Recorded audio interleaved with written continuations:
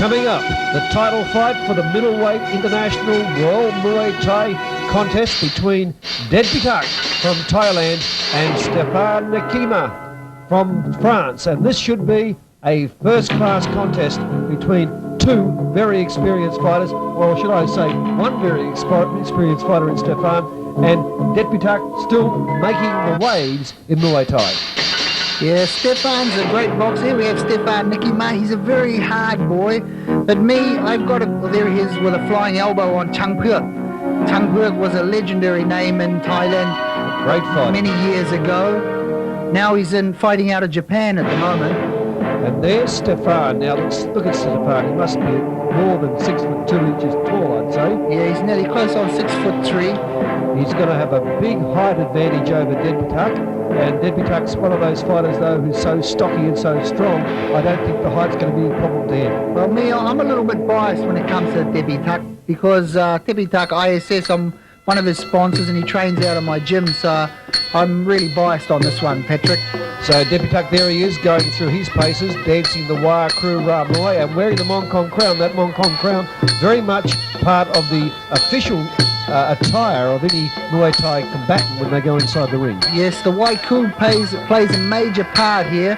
Both the French. It's good to see the French boxer there performing a very nice white coup, and it's a major part in the heritage and history of Muay Thai. And those Mong Kong crowns, of course, are the property of the camp. They've been blessed by several Buddhist temples before they are worn by the fighter into the ring. Well, here we are, Patrick. We're in round one now. And as you can see, Dejpitak, much smaller, but very stocky and very strong now, moving in onto Stephane. Stephane goes in with an uppercut, forcing Dejpitak to take a back move, but not for very long, because here he comes in again, like a rock, fires in the roundhouse kick. Stephane putting up his gloves very high over his head, although wonder why, because the long reach for Dejpitak to hit Stephane on the head, although no doubt if he gets his opportunity, he will take it. There he goes again with that jab out is Stephane. If Dejpitak plays the game plan as we've discussed in the gym, he'll come out strong with the leg kicks. Well, let's see if he starts kicking low or will he go up high. And of course, Dejpitak is the Lumpini Stadium champion, and he is up against the challenger from France, Stephane. Yes, that was a great fight, that Lumpini title. Dejpitak was, they didn't have him in it to win. They thought that he wasn't going to go home with the belt, but he went in there strong and he took home the belt, and now he's a Lumpini champion. How many years has Dejpitak been fighting in the elite of Muay Thai for? Well, only in the last 3 years he's been in the top rank, but he's been, doing Muay Thai since he was 13 years old. So well trained to be a champion. Dejpitak. There he is, the much smaller of the two fighters, very stocky, very tough, and has all the weapons that a true champion should have. Dejpitak, stalking, there's the down flying elbow again. Now that was like a hammer going onto someone's head. He didn't have to do too much. He stood there, just raised up his elbow, and then just slammed it down. Fortunately for Dejpitak, he missed. He didn't have the full power through. But that's something that Dejpitak's going to have to watch, because if Stephane uses his height advantage with those elbows, he could cause quite a few problems for the Thai champion. Yeah, Dejpitak, I think he's been cut. Looks like that elbow got through, did it? Yeah. The elbow may have got through. We'll have to check that after the round. But now Stephane obviously would be very happy to see a little bit of blood trickling from that wound, because that means he could keep on going. Great right hand there. So now Dejpitak under a little bit of pressure now from Stephane from France. Stephane fires down the low roundhouse kick aimed at the thighs of Dejpitak. Dejpitak now sizing up Stephane, gets in close, fires downstairs himself. There's the push kick by Stephane. Well, Stephane's shown that he's got all the skills of a top-class Muay Thai fighter. He's mixing it with his punches and with his kicks and also those elbows. Yes, Stephane Nikiema, he's one of the best in France, in French. There's Sammy Caption, the French promoter. He's also taking the TV here, the live TV to France. So while we're sitting here now, France is watching the exact same show that we're watching. Dejpitak the Thai champion from Lumpini Stadium, under the challenge here from Stephane from France, into the second round now. And Stephane, I'd say after one round, must be feeling fairly happy with himself. Had a fairly good opening round. He actually got a slight cut over Dejpitak with that down thrust elbow. Dejpitak's working hard on those legs there. There he goes again. He's playing this right. He's playing it right, keeping away, working down on the legs. In a sense, he's cutting the tree. He's cutting down the tree. Well, he's certainly got a big target area with those legs. He only has to sort of aim at the waist of the normal. Oh, there's another good. And he's hitting the legs of Stephane. So now Stephane using the knee strike onto Dejpitak. Dejpitak stands there again, feints at the low leg kick, and that's been his strategy, like cutting down tall timber. Comes in onto Stephane. Stephane backs away. Stephane's kicking a little bit slow there. Dejpitak ISS is catching the leg there, and he's coming back with a straight right, which is it's going to start getting a bit dangerous for Stephane if he's not careful there. Stephane moving away slightly now from Dejpitak. Dejpitak stalking, waiting for his opportunity, then puts out the knee strike and then fires in that low roundhouse kick aimed at the inside. Oh, there's a turning back elbow. Did it connect? Elbow. Did it connect? I didn't see because we're back on here. It may have just missed. Fortunately for Dejpitak, that one did just skim by him at the aimed at the shoulder level. So Stephane showing his expertise with the elbow, or as they say, the sock in Thailand. So far in this whole fight, you haven't seen Dejpitak step backwards. Even though the size difference, he's just going forward and forward and forward. He doesn't know how to fight backwards. He's got that vicious sweeping roundhouse kick that's always been peppered out in the inside thighs and the lower leg of Stephane. There he is. There he goes, straight. Comes in with that right hand, straight back with the leg kick. He's doing it textbook style. One wonders why Stephane is not using his knees more. When he gets in close there, that's the one weapon he could use against Dejpitak. Now Dejpitak. I think what's happened is Dejpitak's worked on his legs and slowing them down. He can't quite get them to fire up like he wants them to. I think Stephane's legs are hurting a little bit and he can't lift the knee up on time. He sees the hole, but he can't. Oh, there was a power punch to the stomach. That hurt him. Stephane reeling against the brute pressure now of Dejpitak. Dejpitak steaming up a little here as he realises he could be starting to pressure Stephane into making a mistake or two. Oh, there's another one. There's another right hand. Stephane's defence is not looking good at the moment. Yeah, Stephane, when he gets tired, he gets very sloppy and doesn't look tidy. But he's certainly, you've got to be careful with him because of his size and his reach. He can be very dangerous. He can walk into an elbow or a knee any time. Snappy kicks by Dejpitak as the bell sounds to end another interesting round. And I think in that last round we saw that Dejpitak certainly was starting to gain the ascendancy. And there's that elbow. Oh, it just came missed. right down, just missed, as you said, Sifu. And look at the way Dejpitak, he doesn't stand back. As soon as any pressure gets put onto him, he puts twice as much back. But Yeah, still, he's not doing a bad job. He's in there. He still has a good chance. He's holding hard. They're fat. He's a movie star now, working with Jean-Claude Van Damme in a lot of movies. He's really come up in the scene. He's not fighting anymore. He's retired. He's coordinating stunts for Van Damme. Well, of course, all those action-packed movies are all using Muay Thai techniques. It's only happened in the last 10 years. The whole world has started to recognise Muay Thai as not only a great martial art to watch, but also, in terms of technique, one of the best in the world. Well, actual fact, in Dejpitak's world title fight in Lumpini Stadium, Jean-Claude Van Damme was present. He was so impressed, he got up in the ring and awarded one of the titles for the fight. Of course, Jean-Claude Van Damme himself has been trained in Muay Thai, but I wouldn't like to see him out fighting against this sort of a league. I think he'd be outclassed. Oh, definitely. But he's a good friend of the promoter, Sonchai Ratanasuman. There's the elbow by Stephane. Once again, not in the target range. If he got those elbows connecting, he could cause some serious problems for Dejpitak. Oh, there's another inside leg kick. He is working on that leg good. Dejpitak now. grabs the leg, goes plowing. And then that plow technique, reverse elbow by Stephane again. He's dangerous with his elbows. Now the knee strike. Knee strike by Dejpitak. Comes in punching. Stephane backing off as Dejpitak sees his opportunity. Gets in close, goes grappling. Knee strike, but no knees in response by Stephane.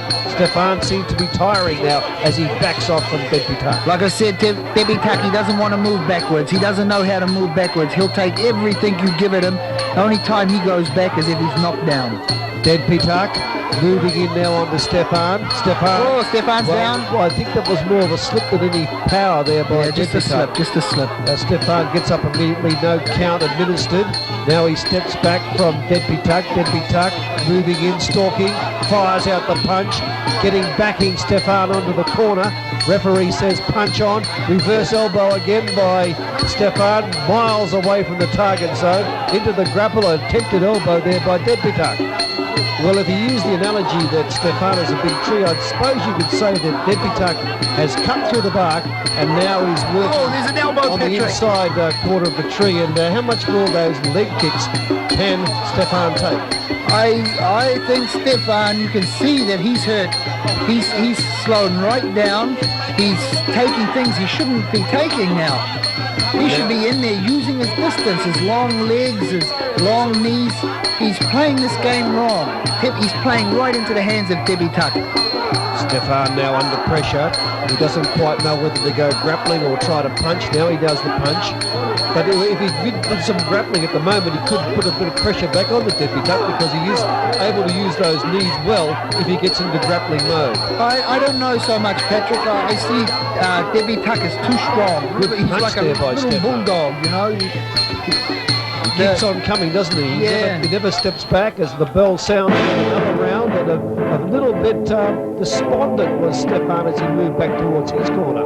There's a reverse elbow, and there's the terrier, Dejpitak, moving in onto Stephane once again. You've got to think what's going through Stephane's head. He's giving everything he can on this guy. The guy's half his size, and he's coming back. And there's the massive crowd of over 100,000 people which have gathered in front of His Majesty the King's Palace to witness this international contest, the elite of Muay Thai, here as we go into round 4. Stephane from France, under pressure from Dejpitak, the Thailand champion. Dejpitak's coming on hard here now. He realises he's got to step the pace up. This is a normal game plan for Dejpitak. He starts coming on hard in the 4th round all the time.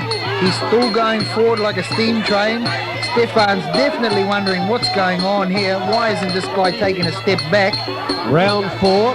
This is often known as the winning round of Muay Thai. This is the round where you either make it or break it, and right now Dejpitak is doing everything right, and Stephane is reeling under the constant pressure that Dejpitak is forcing against him. Look at Dejpitak as he moves in, constantly moving forward, pressurising his opponents. Leg grab, plow attempt there by Dejpitak, and Stephane, by the look at his face, things aren't going all that well for him at the moment. Yeah, I think Stephane knows now the only way he's going to win this fight is he's going to have to take Dejpitak out. He's going to have to knock him out, but I can't see that on the cards. Certainly he's trailing on points, and Dejpitak, aggressive as he was from the first round, keeps on moving forward. Stephane backing off now as Dejpitak trying to get inside, gets his opportunity. He's done it again. Here he goes again. Good punch there by Dejpitak, keeping the pressure on to Stephane. Stephane moves backwards once more. In he goes, harbour to punch. Stephane's just too slow there. He's bringing those kicks up and leaving them there for Dejpitak to hold, and Dejpitak locks on them and comes forward with a right hand. And Dejpitak also continually using those kicks to the legs that must be starting to wear down on Stephane. You can't keep on taking those constant barrage of leg kicks forever, particularly as we're now past the midway through the 4th round. Now Stephane backing off slightly from Dejpitak. Dejpitak moving in with the roundhouse kicks, then fires in the punches. Stephane trying to push him back. Dejpitak makes him stand in the centre of the ring and says, that's as far as I'm going to move backwards. Then he moves forwards onto Stephane. Stephane retreating away from Dejpitak, and Dejpitak starting to cruise a little now as we move towards the end of round 4. Certainly there's no good friendship between these two. Stephane. He used to go up and train in Pattaya now and again, and Dejpitak and Stephane, they've got their differences there, and you can see Dejpitak, he has his title on the line. Not only that, being the champion of Lumpur, he has a lot on his shoulders in this fight. He's got to show these 100,000 people that he's here to stay, and nobody's going to topple him. Dejpitak, still young, still fresh, and probably will be amongst the elite of Muay Thai. There's a turning back kick, turning elbow. Keeping the pressure now on the Stephane. You see, another thing is, Patrick, the winner of this fight goes on to fight Sakmonkong.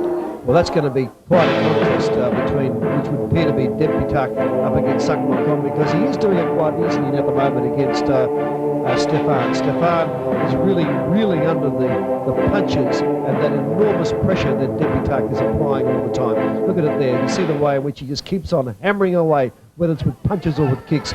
Dejpitak is really in the box seat now as we go into the final fifth round. You've got to also remember that Dejpitak has waited for a crack at Sakmonkong for over 5 years now, and the 154-pound title of Lumpur is real important to him.